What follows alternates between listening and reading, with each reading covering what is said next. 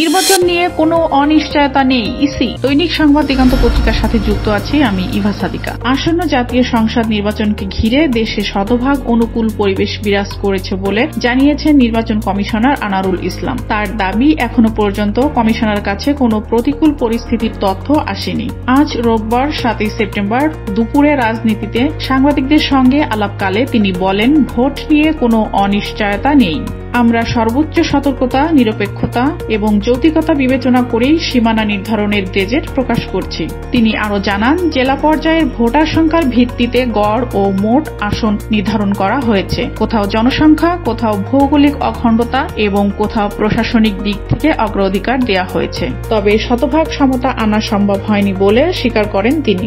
Vote হবে কিনা এমন প্রশ্নের জবাবে আনারুল ইসলাম বলেন, এই প্রশ্ন আমাকে অনেকে করে। ভোট হবে বলেই আমরা রোডম্যাপ ঘোষণা করছি। রাজনৈতিক দল নিবন্ধন বিষয়ে তিনি বলেন, প্রায় সব রিপোর্ট কমিশনারের হাতে এসেছে। এক সপ্তাহের মধ্যে এই বিষয়ে সিদ্ধান্ত হতে পারে। আরপিও সংশোধনী প্রসঙ্গে জানান, আইন মন্ত্রণালয়ের ভোটিং এর পরেই তা চূড়ান্ত করা হবে।